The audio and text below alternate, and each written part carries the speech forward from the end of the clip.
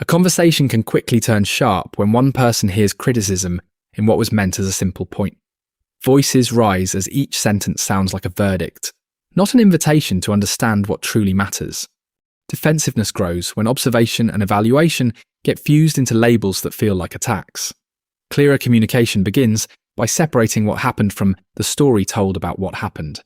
When feelings stay hidden, people guess motives, and these guesses harden into blame and resistance. The cost is conflict that repeats, even when both sides would prefer cooperation and care. A small mess at home can become a fight when it gets framed as disrespect instead of a solvable situation. A calmer path is noticing what happened, naming the feeling, naming the need, and asking for a specific action.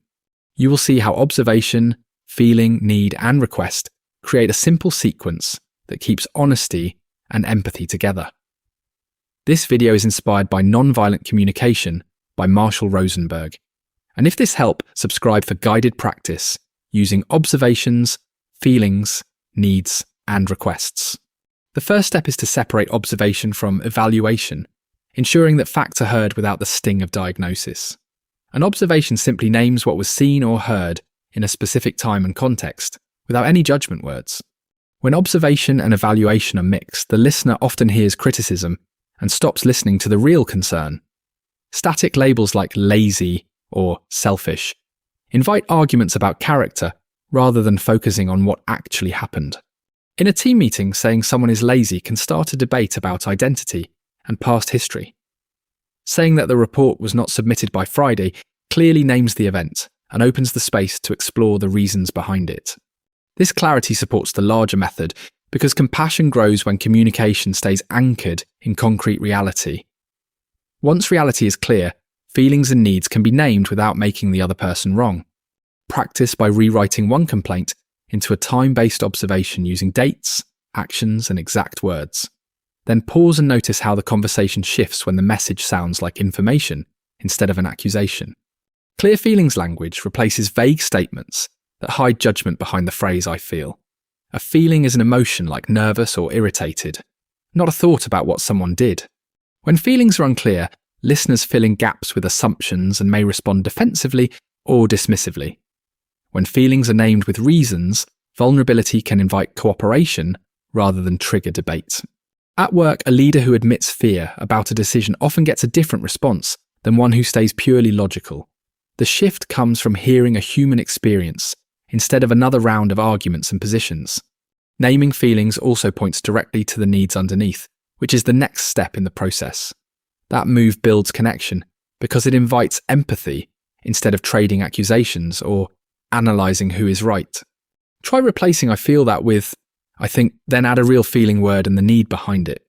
Over time, this practice makes difficult conversations less about winning and more about understanding what is alive. Feelings become easier to navigate when they are linked to the underlying needs that are or are not met. The process involves asking what value, safety, respect, or support is desired when an emotion arises. Blame shifts focus to who is at fault, reducing the likelihood that anyone will recognise the unmet need. Judgment can even create a self-fulfilling prophecy, where people hide the truth to avoid punishment. In a tense exchange, calling someone a liar often makes them protect themselves and reveal less. Listening for fear and a need for safety can create an opening where honesty becomes possible again. This reframes conflict as two sets of needs rather than two competing narratives about character. Once needs are on the table, solutions can aim at meeting them rather than forcing compliance. When a hard message lands, pause and choose to sense your own needs or the other person's needs. If this shift feels useful, subscribe for more practice translating blame into needs that people can actually hear. A request should invite a concrete action that could enrich life, while still allowing for a genuine no. By pairing clarity with respect, choice remains intact, avoiding any sense of pressure. When a request is perceived as a demand, the listener is likely to submit resentfully or rebel in an effort to protect their autonomy. This pattern erodes trust as people begin to see every interaction as carrying an implicit threat, which diminishes the joy of connection. In a couple's conflict, one partner might ask for company, receive a negative response, and then imply the other does not care. Instead, reflecting on fatigue and the need for rest before repeating any request for time together can be a different path.